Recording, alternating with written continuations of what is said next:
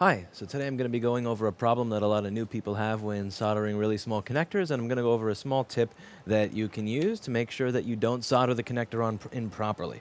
So this here is an LCD connector, and my microscope camera is not on, so let's turn that on so it actually look like less of an idiot. Come on. There we go. All right. So one of the things that I would suggest that you do when soldering any type of connector, this is the one that was sent in that was previously worked on that somebody couldn't get going properly, so is to check it with your tweezers. So this, also one of the things I want you to know, this over here is a decent joint. This over here has a little bit too much solder on it. It's a blob. You don't want a blob. So there's a problem with the solder blob, and you can see that this is kind of like moving over here. The problem with this blob is that just because you have a lot of solder on the top does not mean it's actually made a good connection to the copper under it. You really want a good connection to the copper under, which means the copper and the solder is going to follow the heat. So you want this. You don't want to just shove a clump of solder on top of this. You want this over here to actually get hot.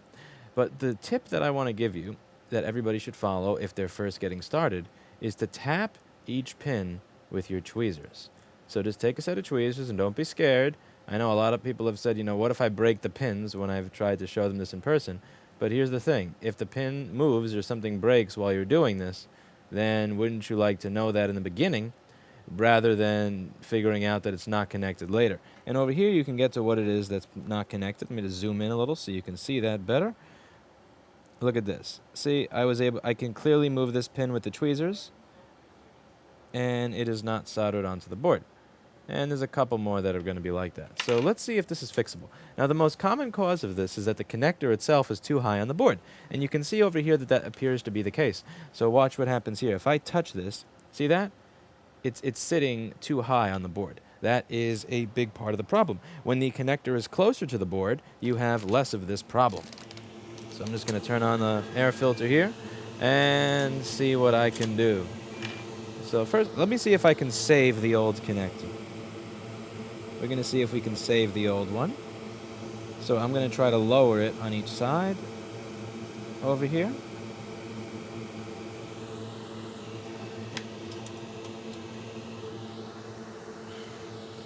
So I'm going to put on a tip that's a little bit better suited to this. And my station's going to beep at me because that's what it does. It beeps at me. It beeps. HAKKO's way of saying, F you, mofo, we're never going to sponsor your channel. And, alright, so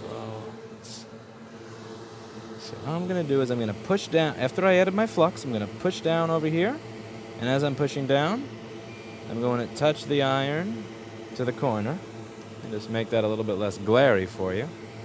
Okay, so push down, and bam. Same for the other side now. Push down and bam. All right. So now, let's just, and let's see. Okay, there is solder inside this connector. So this actually has to go. All right, so that connector's got to get tossed in the garbage because there is solder inside of it. And with how cheap these things are, I'm not fishing solder out of a connector. But just before we do that, I might as well show you how it is we can correct these pins over here that are not soldered to the board properly. Let's get the right angle here in the camera. Come on. There we go. Watch. Add some flux. And you want to heat the pin and the pad. You don't just want to shove solder on it. See, I'm making sure that the iron is touching both the pad and the pin because the solder is going to flow to whatever's hot. So it's important that I make both the pin and the pad hot. Now watch what happens over here. See what I did? I just tapped it like this, but I made sure that I was touching the pin and the pad, and also if you're a troll, you may notice that I also melted the plastic over there, but who really cares because this connector is going in the garbage. Anyway, we're going to do that with each one of these. We're going to make sure that I'm making the pin hot and the pad hot.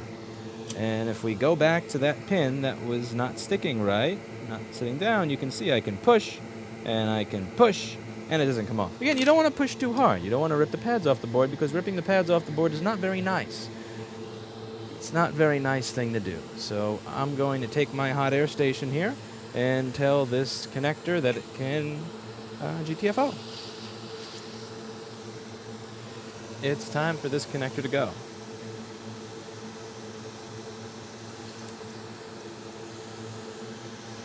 Last, not all is worth saving. You can see I've got my hot air station over here. And zinc, that's my entire connector. Not going to get too close to the board to give it a little bit of a preheating first. By the way, don't do this when the assembly is actually attached to the machine, because if you do, then you're going to burn the clutch cover, and that's not good. That's one of the things that you're not allowed to burn. Okay, we're going to remove the old connector. Let's see if I can show you what it looks like on the inside, if it came off well. I can show you what I mean when I say solder inside the connector, although it may have moved. Yeah, it moved, so you're not going to be able to see it. Oh well. Old connector, goodbye. So, first thing we're going to do is I'm going to wick this. And just to irritate the person on EEV blog that hates my soldering, I am going to wick it all the way across. So usually the way that you're supposed to wick is like this. You're supposed to, you're technically supposed to wick with the pad. So you're going to do something like this with your wick. So you're going to see this pad is going from this direction to this direction, from here to here, here to here. So you would wick from here to here. But just because the engineers don't like that, just because the engineers said that's how I'm supposed to do it, I'm going to do it the other way just to show that you can do it without ripping a single pad. So note what I'm doing here is that I'm moving with the wick and I'm barely touching the board. See, what I'm doing here is I am barely touching with like the iron. I'm not pushing, because a lot of people don't get that. I'm not pushing. What I'm doing is I'm gliding. I'm floating. Float like a butterfly, wick like a bee, kind of thing. Ah, that is satisfying. Counter-trolling the engineers is smooth and satisfying. It's almost as satisfying as not pronouncing the L in solder. Now we're going to clean it off and attach the new connector, and it's going to be beautiful. It's going to be great. It's going to be huge. It's going to be awesome. Take a little bit of 99% alcohol and clean this area off.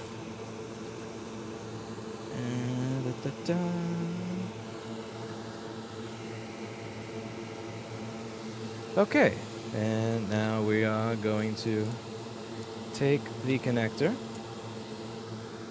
and put that right on the board.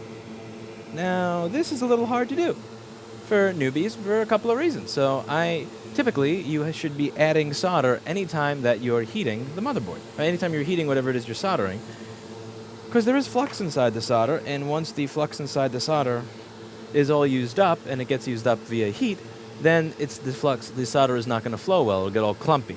So I need one hand to hold the iron, one hand to hold the solder, and one hand to hold the connector.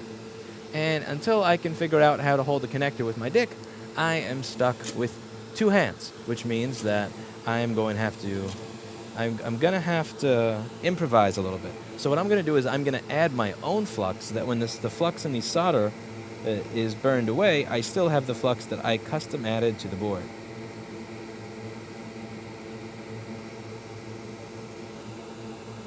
And hopefully this helps you avoid what was, for me and many other people, a common newbie mistake.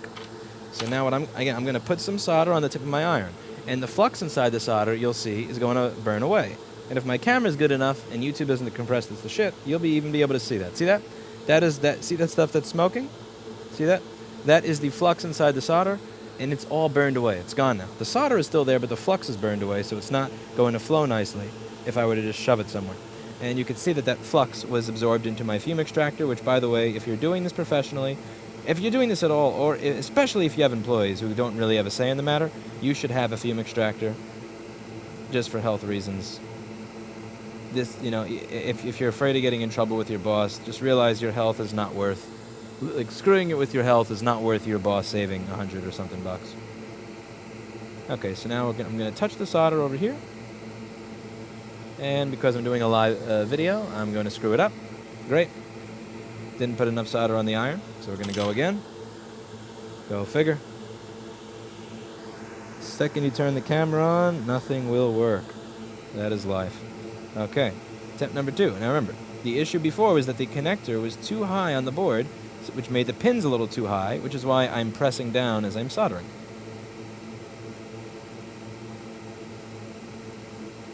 So we're going to get that one over here. See, I want to heat both. That's what's important to me. And it's a little difficult to do over here because this is a really cramped area. I got that Ethernet transformer right above me. See the Ethernet transformer over here? And I can technically burn the outside of it, but I like to avoid doing that because it looks nasty when you do that. All right. So now what I'm going to do over here, because I really don't have a lot of room, is now I have to push down on the board. Remember, I have to push down so that it's flat on this side as well. So I'm going to add some flux to that. And I'm going to push down and on the connector, not too hard, just enough. And then I'm going to make sure that I'm heating both the pin and the pad. You can't just heat one. You can't, or none at all, and just heat the solder. You got to do both in order for this to work. There we go. And, of course, I got a tiny little bit of solder on the top. Go figure. All right, so now we're going to do the sides. And you want to be careful with the sides. You want to be very careful with the sides. The reason is if you get too much in the sides, it will leak inside the connector, and then you won't be able to fit anything into it. And that's very, very bad. And I should change tips for this. This is not the perfect tip to be doing that. This is the BCM2. Shh. Don't tell anybody I stole this tip.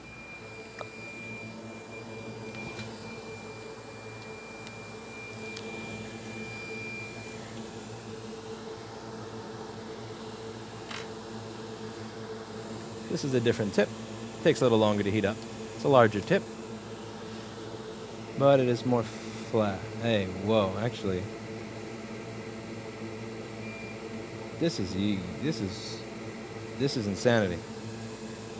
All right, I'll remove the screw so that fits. It's a little bigger than I was used to.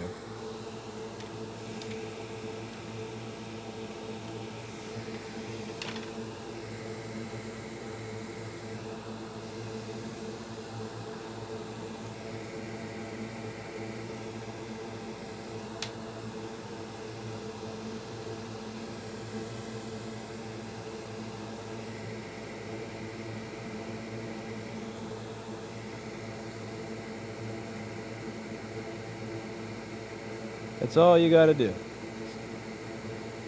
See? Nice minimal amount. Now the same thing for the other side.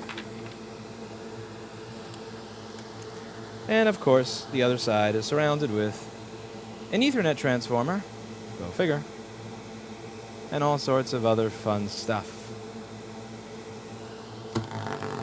Nice try, sucking up my paper towel into the fume extractor. It's hungry. Wants food. And again, so do I. So let's finish this up. I need to get some food for myself and my fume extractor before it starts eating up chips. You gotta be nice to these things. That's why I understand a lot of employers don't have the fume extractor, because it's expensive, and after you buy it, it's high maintenance, and it eats your chips. I understand, but you should still buy it for your health, even though it does eat your chips. Trust me, I understand the pain of the fume extractor eating your chips.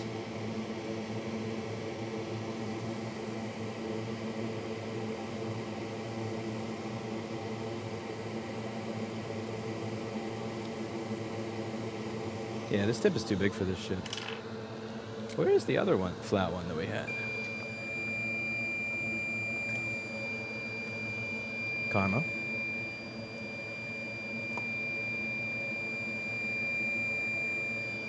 I feel like we had one like that was not as large and obnoxious.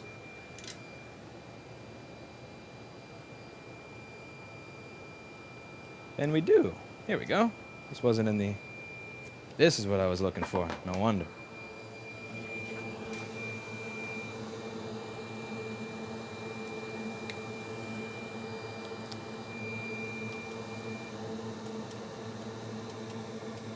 Always helps when you grab the right tip.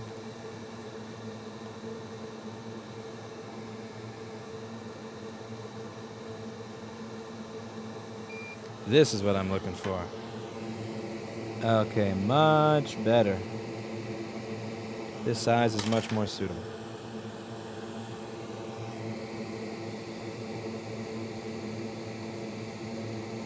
Yeah, much better.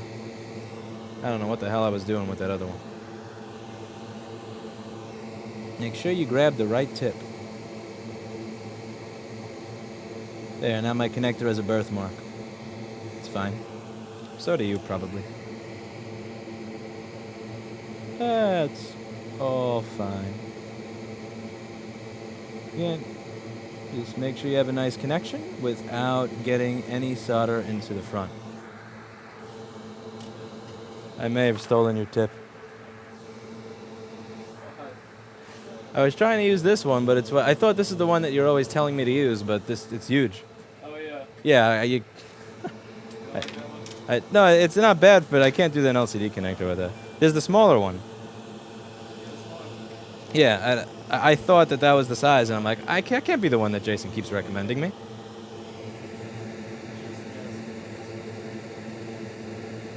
Just to troll me? To make you think it was my fault and my failure. This is what I work with every day.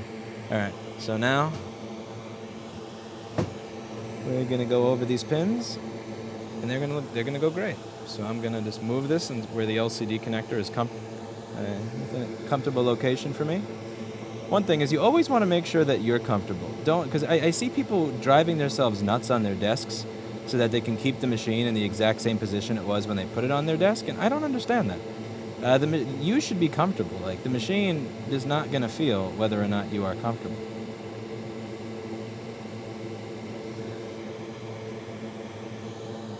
At any point now, a troll will say, "Lois! Pin 31! Yes, yes, yes.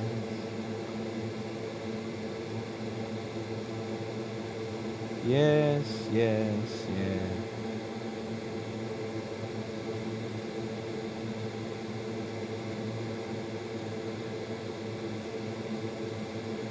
Gather ye rosebuds while ye may.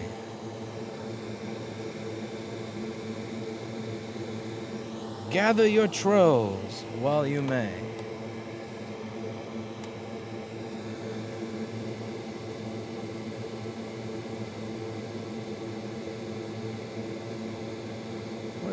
Get out of there. Little piece of dirt. Go away. Shoo. Shoo.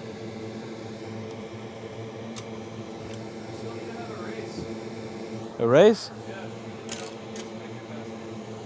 I'm on 18 minutes and it's not done yet. So, what?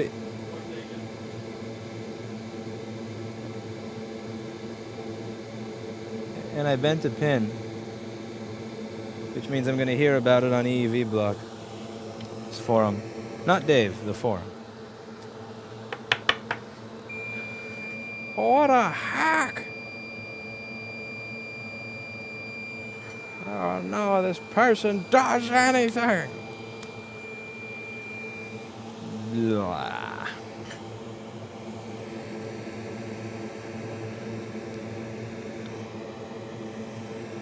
Now I've got my cheating tip.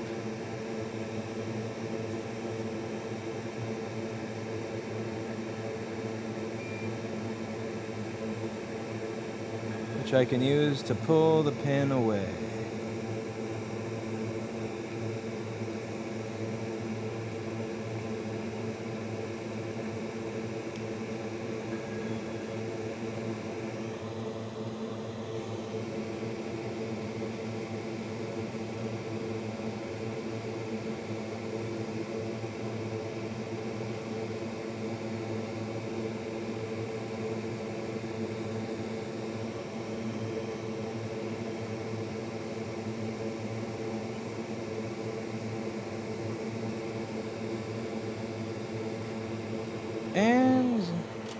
a little bit of cleaning, and then we call it a day.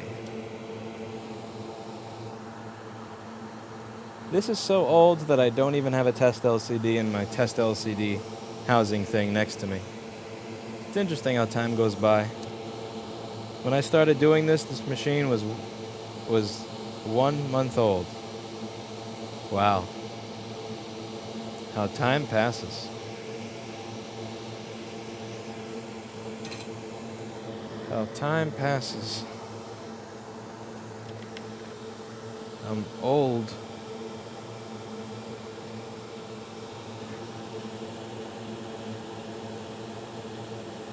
Now do keep in mind, even though I'm using a Q-tip, what I'm doing is I'm spinning it rather than moving it back and forth. This way all the fibers from the Q-tip are just going to stay wrapped around the Q-tip rather than falling onto the board.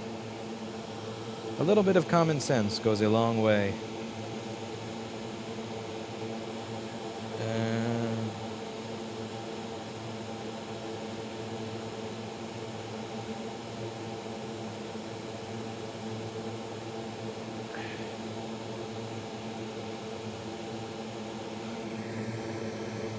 Okay, and then we remove the one trolling fiber.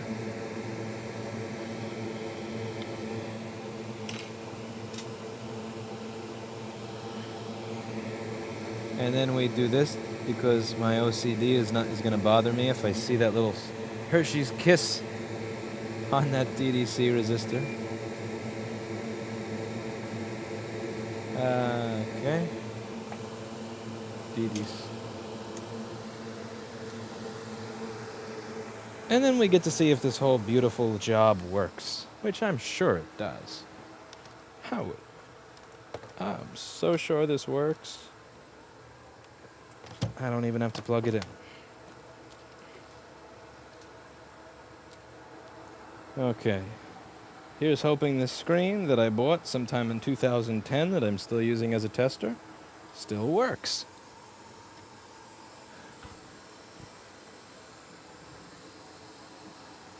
Da, da, da, da, da, da, da.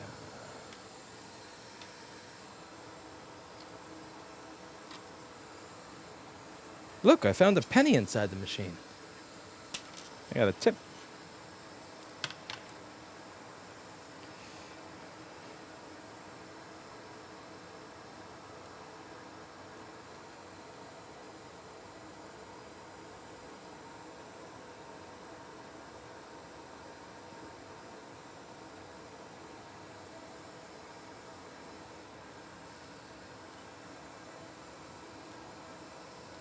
That's suspense, man.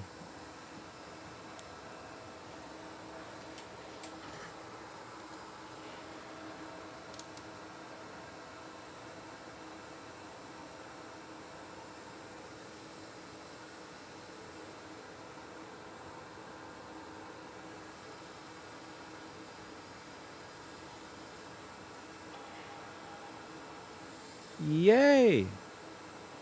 Wait a sec. Yeah, stand straight. Come on.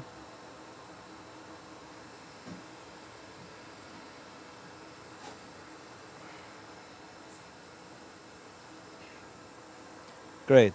The connector on the screen is broken.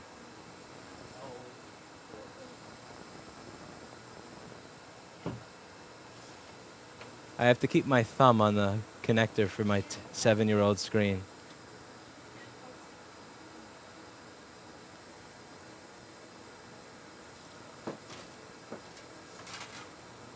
Question mark?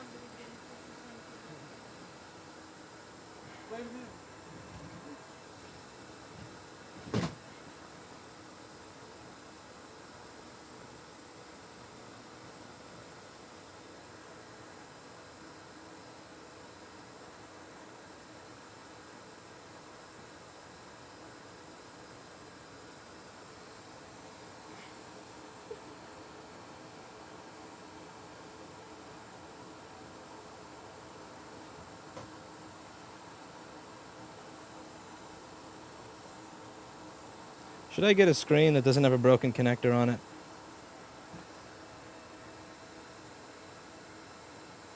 Aha, here we go. Beautiful. All right. I push my finger in place, and as you can see, there is a blinking question mark.